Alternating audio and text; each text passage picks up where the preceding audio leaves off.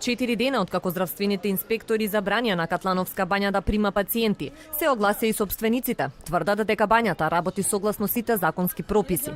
Бањата имала испратено барање за обновување на дозволата навремено, но се уште чекаат одговор од надлежен орган.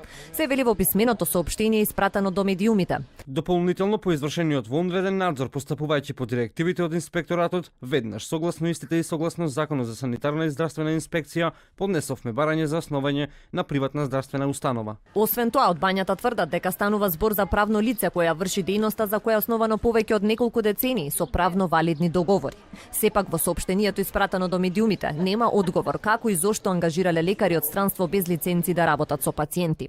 Од лекарската комора велат дека до нив не стигнале никакви барања за лиценци ниту од лекари, ниту пак од Катлановска бања. Здравствените инспектори забранија на бањата да прима пациенти откако вонредниот инспекциски надзор покажа дека работеле без дозвола. По нивна пријава работата на бањата почна да ја чешле и финансиска полиција. Резултатите од предистражната постапка која отвори финансиската полиција ќе треба да дадат одговор дали во бањата имало и финансиски малверзации.